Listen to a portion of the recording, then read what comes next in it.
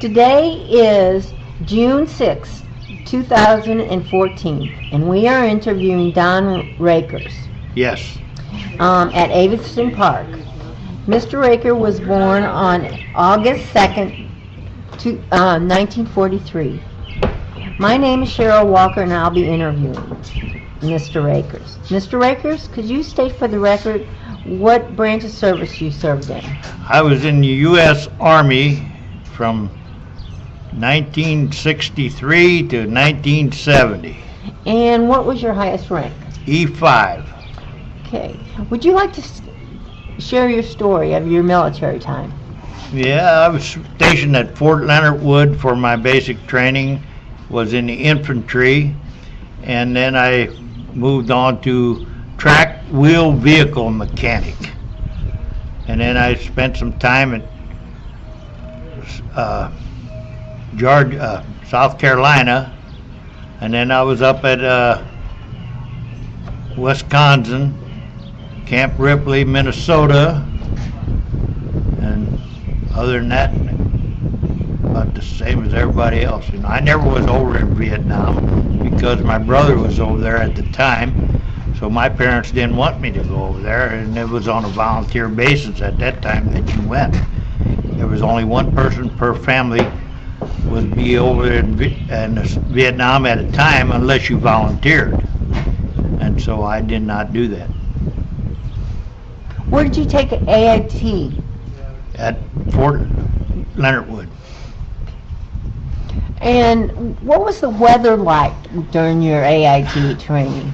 I left Aveston on March 8th, 1963, and the weather was nice when we left here because I left Aveston in a short sleeve shirt and rode the bus to Fort Leonard Wood. When we got there, it was snowing, and I had to hurry up. We waited for them to hand us our infantry, our military clothes, so we could get a coat.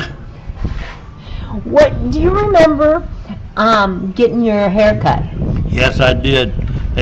They just took, I don't know who the guy was that trimmed your hair. I was a regular serviceman there, and they just took the clippers and mowed them off, all of them. Did you have long hair? No, I didn't, no. I had regular hair cut. My hair might have been 2 inches long at the most, you know. How old were you when you... I was 19. Did you enlist? Wait, I take that back. I was 20, 19. Yeah, I enlisted. You enlisted. Okay.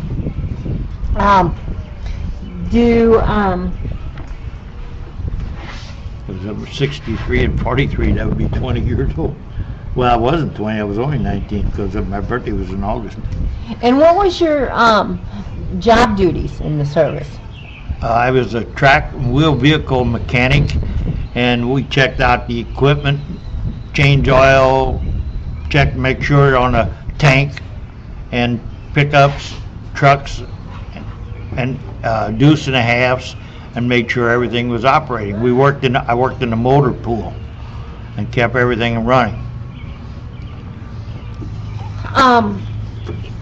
And after your AIT, where did you say you went? After my basic training, then I was at Camp Ripley, Minnesota for a short time. What was the weather like up there? It was nice when we got there. That was in the summer, and we practiced driving through the Mississippi River because the Mississippi River is only a ditch like you got here up there. Huh. That's where it starts, isn't it? That's where it starts, right. Okay. How long were you in up there? 3 months. And then where were you stationed after that? After that, I was out until they tried to recruit us again. I was in 6 months at basic, and then after that, then they tried to recruit you for overseas duty, and I didn't have to go because of my brother being over there. So, but I didn't get no discharge papers until 1970. Oh, okay. See, I was on standby reserve then. Oh, okay. Did you have to do KP duty? Oh yeah. Things like that? Peel potatoes, wash dishes. Yeah, we did that. And as a matter of fact, pretty good friends with the cook. Got to be good friends with him, and I did a lot of the cooking instead of the peeling potatoes. So, yeah. What did you cook? We cooked bacon and eggs for breakfast, fried potatoes, and then we made liver and onions for dinner, and we ate them. I think we ate them every meal, at least once a day, liver and onions. And that was about it. Do you still like liver and onions? No way. I don't eat none of it today. And we had some K rations that you had when you was out in bivouac. But no, we had liver and onions so much that when I was in the service, I don't want nothing to do with it today no more. Did you ever make desserts? Desserts? Mm-hmm. Oh yeah, jellos, peach dish and stuff like that. No pies or nothing. Puddings. Mm-hmm. Did you have to do dishes? Yes, we did. When we was all done, everybody had to chip in and do the dishes, and we did that in the service just like we did at home when we was there. What was it like doing those big dishes, though? Well, it wasn't bad. You had big sinks to wash them in, so whereas when you was home, you had a little sink, you know. You had big dishes, big pots and pans, and you just washed them out, rinse them, and that was it. You didn't have to dry them. We let them dry on their own. Did you have, tell me about inspection times. Well, about once a month or maybe every 3 weeks they'd have inspect the barracks, and they went through your barracks, and your bed had to be fixed and neatly tucked in real nice, and quilts or your blanket had to be so tight that when they throw the quarter on your bed, it had to be able to bounce up. If it didn't, they pulled it apart and threw it on the floor and told you to redo it. Was there any trick to getting those blankets tight? Oh yeah, the trick was raise the outside the mattress up a little bit, and then when you put it back down, it would be pulled. It would pull that tight enough to where it would bounce a coin on it. That was a trick. Yeah, we didn't tell everybody that. Because we wanted to see that guy pull somebody else's bed apart, right? There you go. Yeah.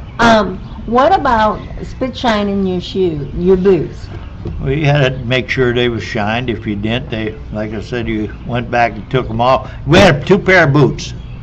One pair you wore one day, which had a mark on them, to where they could check to make sure one day you wore the one that had the mark white on it. The next day you had the ones that had no mark on it. And every day you wore a different pair of boots, and then you shined the other pair. And like I said, you had to keep them shined up. How did you spit shine them? Put the wax on, regular black wax on it, and then take a cloth and make it wet and wax it, and just rub it till it shined like a baby's butt. Did you use water? Yeah, right. Did you get it hot? Did you get the wax hot? No, just regular black polish, and we use water and wax it, and then let it dry, and then buffed it off real nice. We never got to use no wax, no. But you had to wear the boots. Oh yeah, you couldn't keep one set of boots for you wore a different pair of boots every day. You only had 2 pair of boots. One pair you wore one day, and one pair you wore the next day. How did you have to start your uniforms? No, we didn't.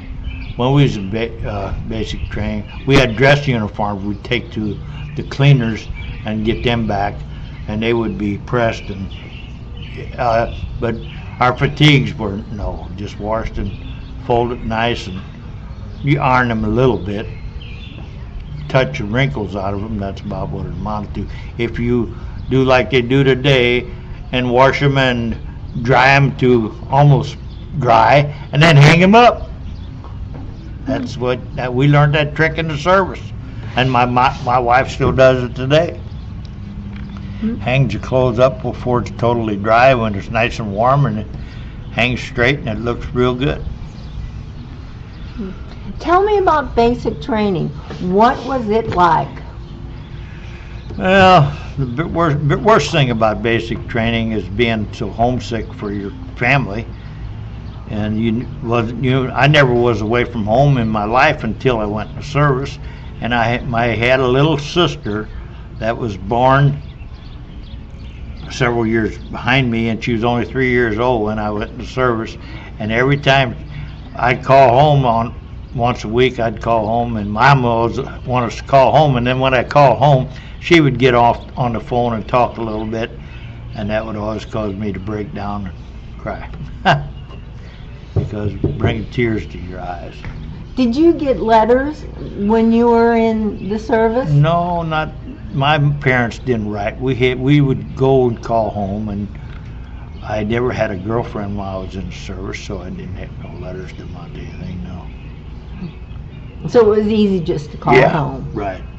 And we didn't have cell phones then. We had to go to a pay phone or whatever. Mm-hmm. And my parents always had me call once a week. That was my job, and call home collect. Mm-hmm. Mm-hmm. Where later on you got these credit cards you could call and give them a credit card number, and that call home and it'd be on a credit card. Mm-hmm. When you were in basic, what did you think about having to do all the physical training? Well, I was one of the top ones in the class because I was a pretty decent athlete when I was in high school, and I was matter of fact, I scored a perfect score on the ACT except for my mile run. I didn't quite make 100% on it, but everything else I made 100%. What medals did you get? Well, I had expert in rifle, and that's about it. Mm-hmm. And did you get good conduct? No, well, I never got no medal for good conduct, but I never got in trouble. Did you have to do bivouac? No. No? Okay. What about, did you ever have to clean the latrines? Oh yeah, that was a daily, well actually it was set up on a weekly basis. So many people would be in charge of cleaning the bathroom and latrine this week, and next week would be a different crew, and then this crew would be in charge of something else. You had details you did every week. When you had the latrine to clean, what did you have to do? We just made sure everything was scrubbed down real good and scrubbed the soap off the walls and hosed it all down, and that was it. Did you have to use toothbrushes to No, clean no, them? no, we didn't. We never let them get that dirty. Well, put it this way, sometimes they made some people maybe use a toothbrush for a penance or something like that, but we had different equipment, bigger brushes. Did you get any leave? Oh yes, yeah, we like get 2 weeks off, and then in 1964 I was in the service when we had our 100-year anniversary, and then I was home on leave when this celebration was, and the celebration was then in town, which was park wasn't even purchased then yet. Anyhow, it rained so hard that, and I rode a helicopter 15 minutes before the parade went off, and the whole town of Avison was parked full of cars, and they had about half a mile to the south of Avison, by the Legion, that field out there was all parked full of cars, and so everything was. And that's when, see that, and then I didn't get a chance to grow a beard. That's why now I thought I would. And then after the thing was over on Monday, I had to report back to Fort Leonard. Oh, okay. So you got to come home for a week? No, I was only home for 3 days. 3 days. Okay. Did you drive home? Yeah, right. It was 187 miles, I think, or 287 miles from here to Fort Leonard. So you had a car down there? No, a friend of mine did. Sometimes we'd hitchhike to St. Louis and then our parents would pick us up there. Oh. But it was no problem years ago getting a ride home to and from the fort, wherever you were stationed at. As long as you wore your Army uniform, you could get picked up in 5 minutes. But if you wore civilian clothes, you had a hell of a time getting a ride. Oh, so you hitchhiked? We hitchhiked, yeah, a lot of times we hitchhiked. Oh. Me and a kid from Chicago, we'd hitchhike to St. Louis, he'd go on to Chicago, and I'd go the rest of the way here or get a different ride from St. Louis to Route 50, and we hitchhiked all the time. But nowadays it's unheard of to do that.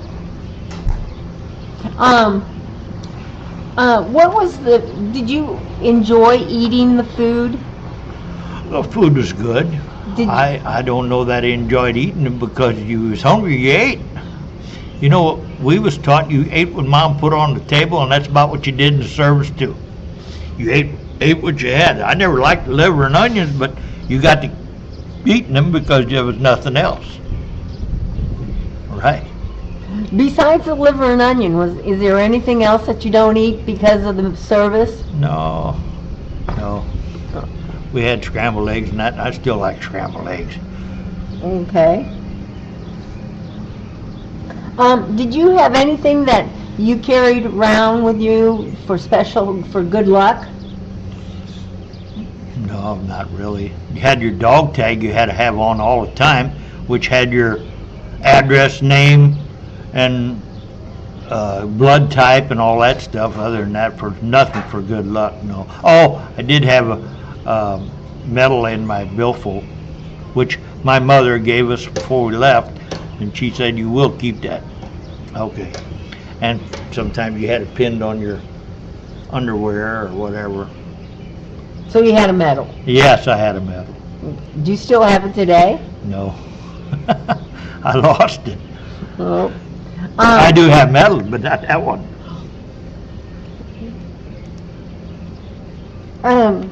Did you ever see any entertainers? No. They didn't have any entertainers come to your bases?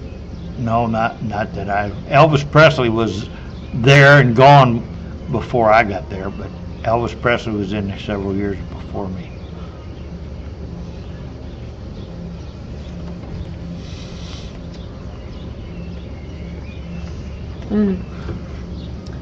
Did you take a lot of photographs when you were in the service? No, I didn't. I didn't have a phone, camera or nothing, and to me it wasn't that big of a deal. My parents would come visit us, and they'd take some pictures once in a while. How many times did your parents come visit you? I think in the 6-week basic training they come twice or 3 times, and then after that once or twice. Depending on where I was at, or how long he was going to be gone. Now, were you in active reserves? Yeah. Okay, so how many times were you called to duty? Once. And where'd you go for that? We was at Camp Ripley, Minnesota, but then we were supposed to go to Vietnam, but like I said, I was one of them guys that didn't go because my brother was already there.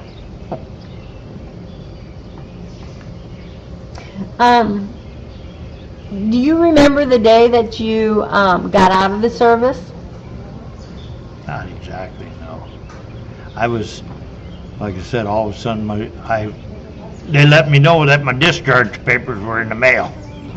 So what day it actually was, I don't know. What did you do after you got discharged?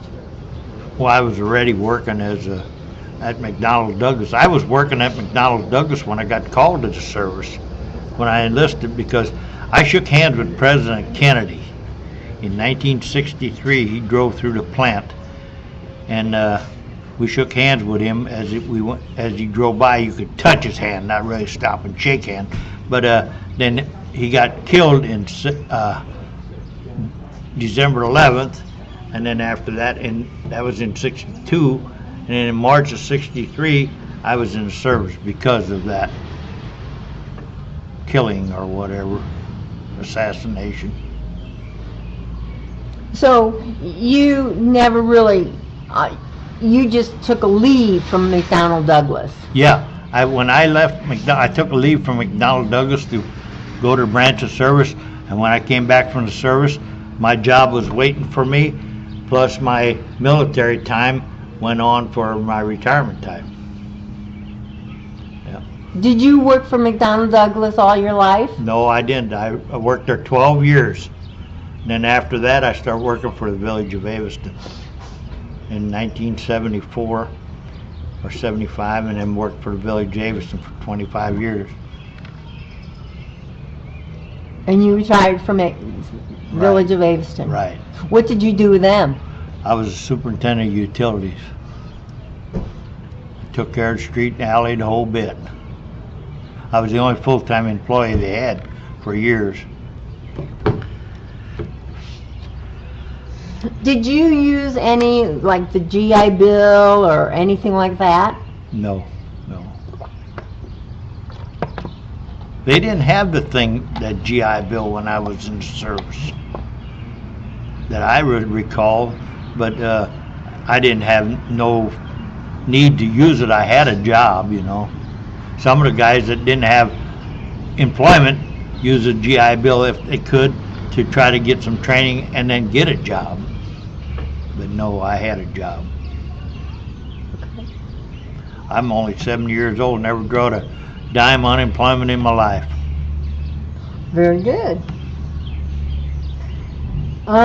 Did you keep in contact with anybody from the service? Yeah, a friend of mine from Chicago, Gerald Wolf-Ramsky, and the reason he always said, anytime you get to Chicago, come look me up. He said, my name's the second last one in a phone book.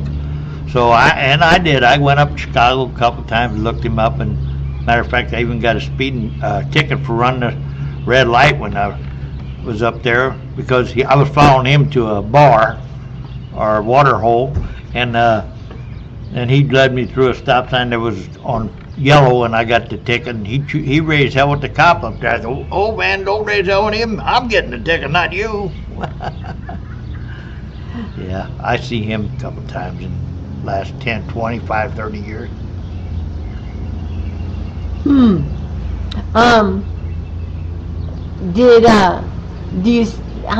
you still see him, or do you? No, I haven't seen him for about 20 years now.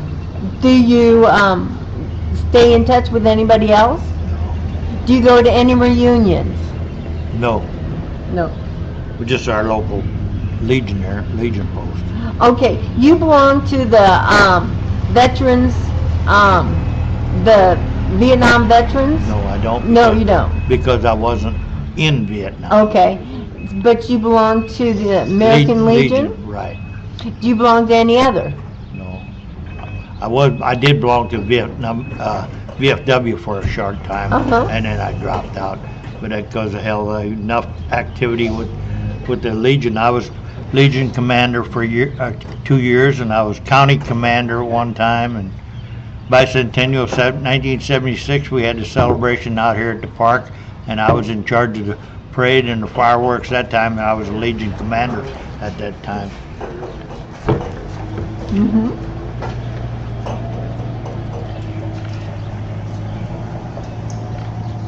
How has your service and experience affected your life? Do you think it has? I think it made me a better and more, I don't know, stable man or dependable man. And I really think it would be an asset to the United States if every kid had to spend at least 1 year in the service. Male. Just the males? Well, if the women want to go, fine and dandy, but I don't think they should be. It's really not the place for them, unless they think they want to. But for young men, I definitely think it would be an asset. And teach them right from wrong and respect. And that's something that is lacking in the country today. Mm-hmm. respect.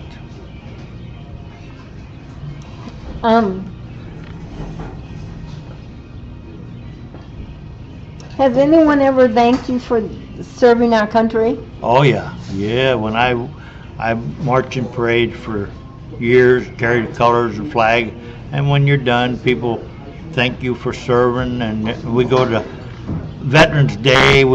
You go to a restaurant in the area. They get free breakfast for military personnel, and they thank you for your time and service. How's that make you feel? Makes you feel proud. Makes you feel proud. Mm-hmm.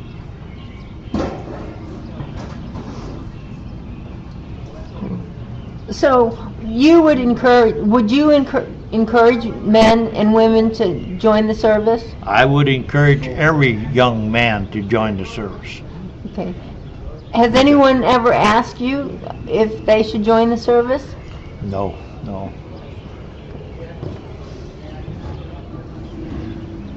Is your view of the government the same before and after your years of service? Yeah, right. I think our president was in charge of running the country, and I thought he did a good enough job. And we was like I said, we was out there to defend our country and make sure everything was done the way we wanted it. And I think it was very necessary. How long was your brother in Vietnam? He was over there for a year and a half, 18 months, I believe, year and a half. Mm-hmm. Mm-hmm. I had two brothers over there. My oldest brother went first, and then when he come home, then my other brother was drafted, and he was over there. He was over there straightening out what they tore up the first time, fixing it all back up. He was in heavy equipment.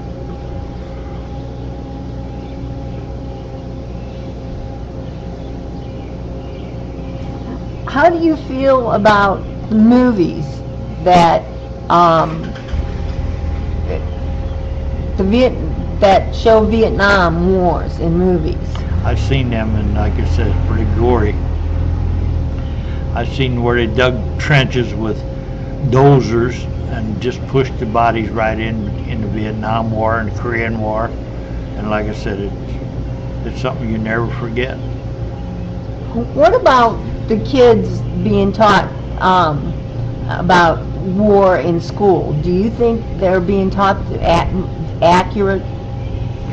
I would say, I don't know how they could be taught accurately, because most of your school teachers and that have never been there. So it's just hearsay and what they read in a book. But they're taught about as much about it as anybody. I know my little granddaughter's in the 4th grade, and she said, "Grandpa, you know there's nobody from Aviston on that wall?" I said, "And that's a good thing, right?" "Why?" I said, "Well, you got to be dead, get killed in Vietnam in order to get your name on there." And I said, there's over 54,000 people was killed in Vietnam, and on the wall is 58,200 and something. But some of them people died after they came home from the war from injuries that were attained in Vietnam, with gunshot wounds and whatever. And we have people still dying today from Vietnam injuries that occurred over there. Is there anything else you'd like to say? Not really. I just say, I think the United States is we should be proud of our country, and that's why I think everybody should serve it. Term it, United States service, and be proud of your country.